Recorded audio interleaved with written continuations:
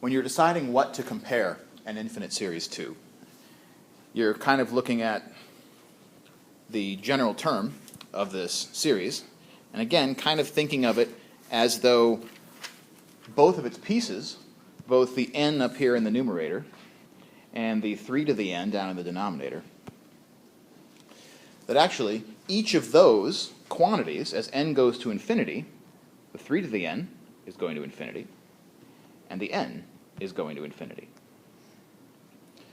So in that sense, we again can kind of see what's happening here as another race, where the race now is between n and 3 to the n,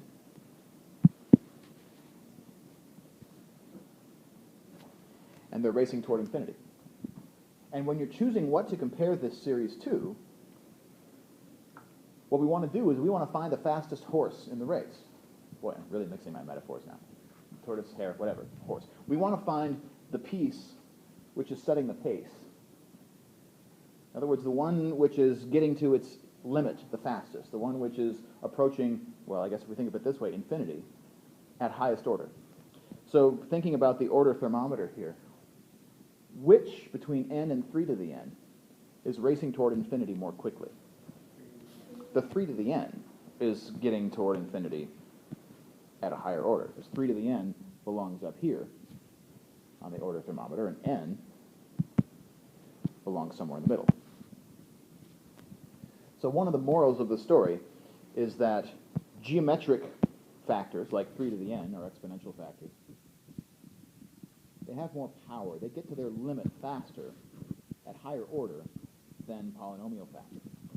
And so if we're looking into this series and deciding what to compare it to, we're going to focus on that 3 to the n.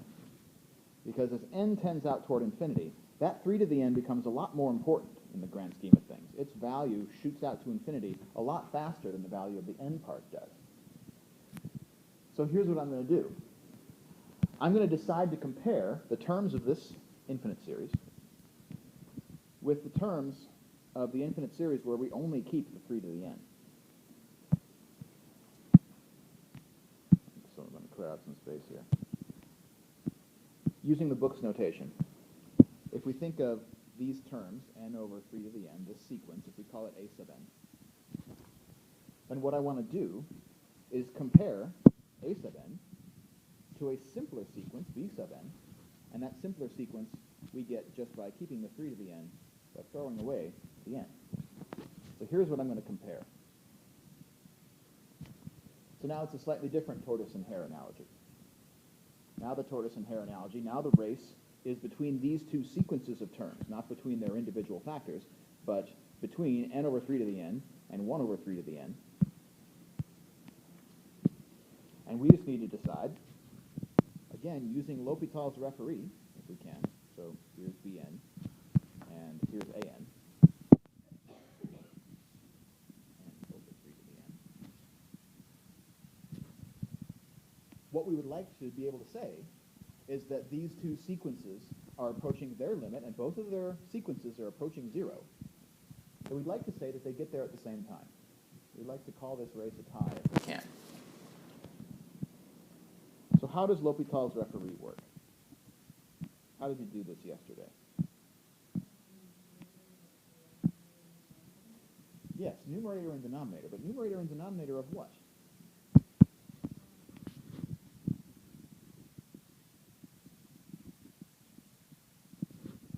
So what I actually want to do, what L'Hopital's comparison test is, and I'm attributing it to L'Hopital, even though I'm not sure historically that he came up with it, but I want to compare An versus Bn. And the way to compare An versus Bn is to divide those two sequences, divide one by the other, because each one wants to get to 0. Both An, which is n over 3 to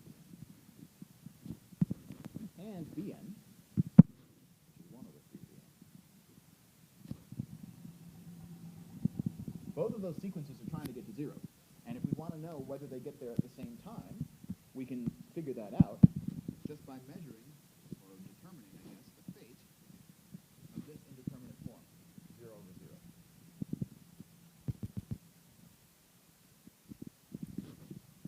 So find what this limit is as n goes to infinity. How do we do that? Algebra before calculus.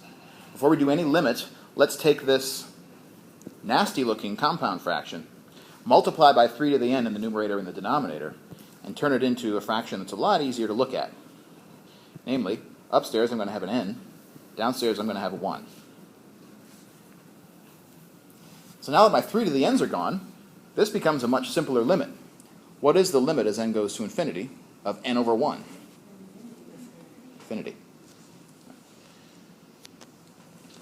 So let's take a step back and figure out what that means. Because this is the case of the limit comparison test that we didn't talk about yesterday.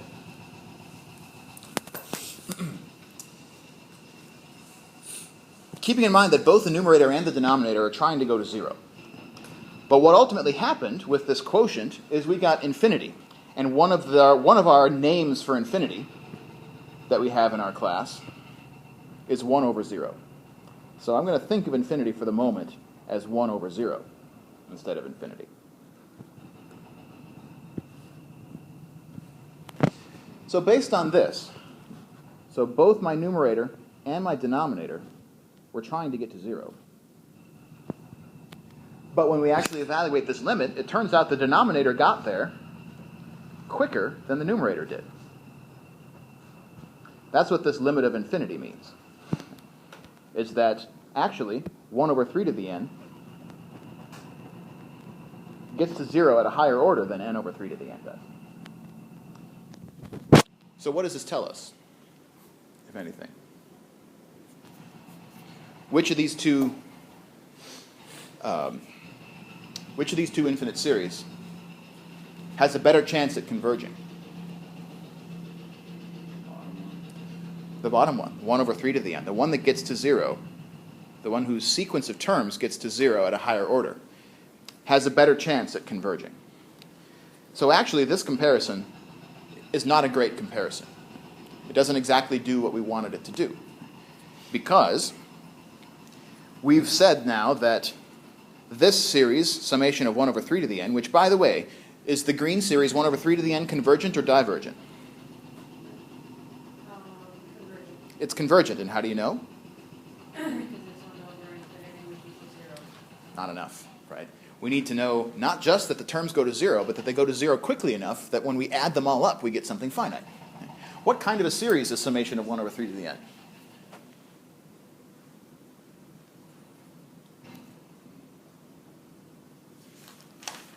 Which is the same as 1/3 to the power n, by the way. Yes, it's exponential or geometric. It's a geometric series. And what's the ratio of that geometric series? 1/3. So what does that tell us about that geometric series?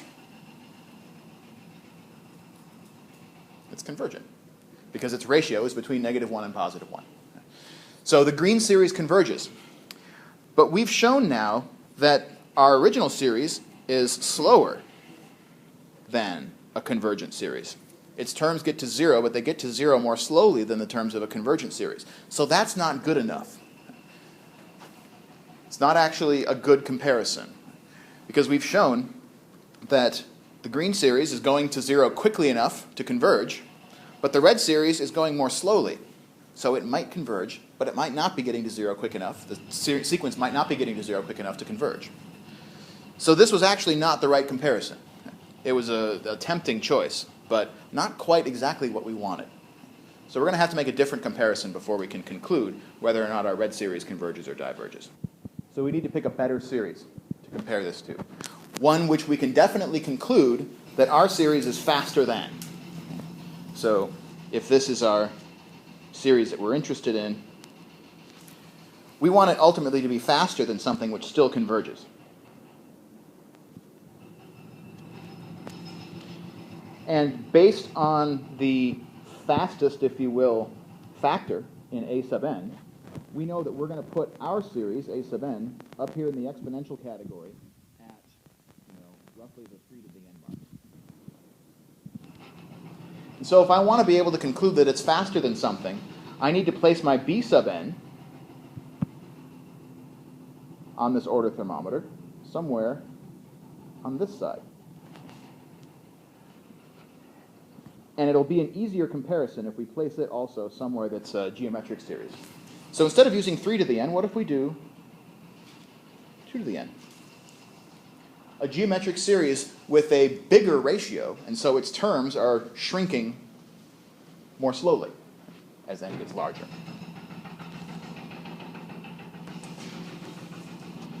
Let's try this comparison instead, again using L'Hopital's referee, and see whether or not we can get this to work out this time.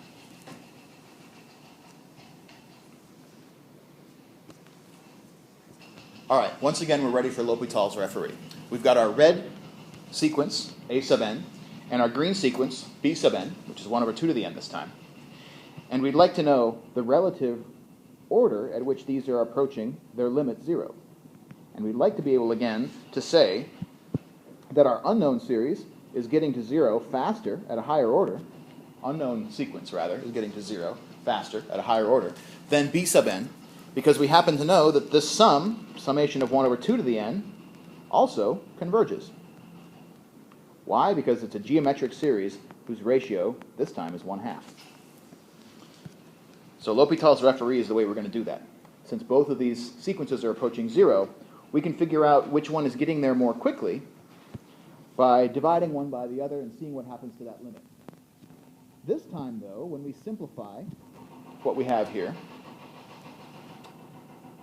let's multiply on the top and the bottom. Instead of canceling the 3 to the n in both cases, let's multiply by 3 to the n again. And that'll cancel the 1 on top.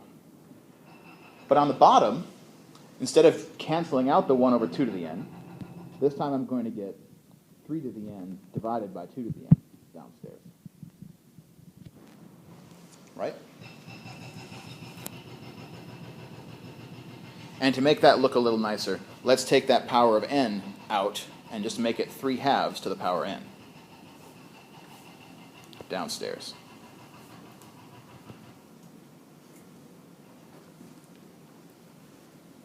And now I still have an indeterminate form. This is still n is going to infinity on top, 3/2 to the n is still going to infinity on the bottom. So, now what? Now let's do the derivative. Now let's use L'Hopital's rule. So L'Hopital comes in and is our judge, is our referee on exactly which one of these two series is getting to 0 more quickly. So when I take the derivative on the top and the derivative on the bottom, what do I get upstairs? Derivative of n. And the derivative on the bottom, what's the derivative of 3/2 to the power n? 3/2 to the power n times ln 3/2. Very good. 3/2 to the power n times the natural log of 3/2. And now, notice, we don't have an indeterminate form anymore, because the top is no longer going to 0 and it's no longer going to infinity. Now it's just going to something finite. So in other words, we should be done with L'Hopital at this point. We should be able to make a conclusion as to what happens to this limit as n goes to infinity. Because there's only one place that n still exists in this quotient. That's in the denominator. And what happens to my denominator as n goes to infinity?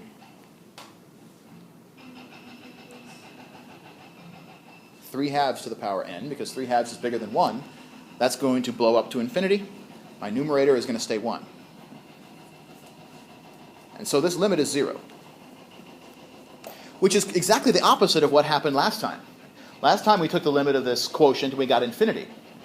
And when we got infinity with this quotient, we concluded that the denominator was getting to 0 faster than the numerator.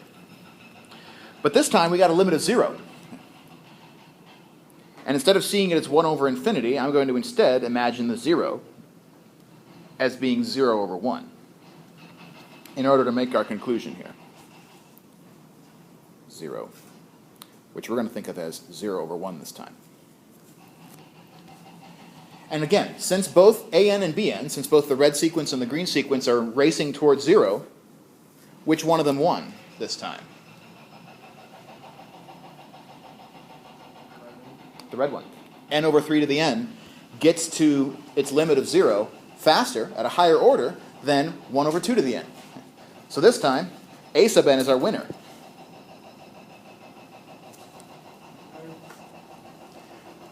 Which means that a sub n approaches 0 faster at a higher order than b sub n. And we already know that b sub n is getting to 0 quickly enough to converge. And so because a sub n is getting there more quickly, in other words, if we think of the crash test for a minute, the a sub n's are coming in for an even smoother landing than the b sub n's were. And the b sub n's were already landing smoothly enough that the series converges. Therefore, the a sub n's are also landing smoothly enough for the series to converge, because they're doing even better than the b sub n's did. So being faster to 0 than a convergent sequence, a sequence that has a convergent series, implies that this also is a convergent series. So this was a good example because it illustrated a couple of sort of truisms about infinite series. One of them is, when you're making a comparison, probably the most important part of the comparison is picking what you compare to, because not every comparison is going to give you something fruitful. That n upstairs in the n over 3 to the n kind of waters down the geometric nature of this series. It turns out it doesn't water it down that much. As we'll see tomorrow, we could apply the ratio test to this series instead and get home probably a lot quicker. But choosing what to compare your series to is the first important choice. And if you happen not to make a good choice, then you might have to go back to the drawing board, as we did, and choose something different to compare it to. And you can use the order thermometer to help to make that choice. I'm going to choose something that, if I want to show this converges, I should find something which is slower, which is lower order, but still converges to compare it to. And that's what we ended up doing here at the end. And the second thing is there's a certain ingredient of trial and error that's involved in applying some of these tests. When we talk about the sorting hat later on today, we'll try to head off some of that trial and error by helping you to develop a strategy to use these tests as efficiently as possible.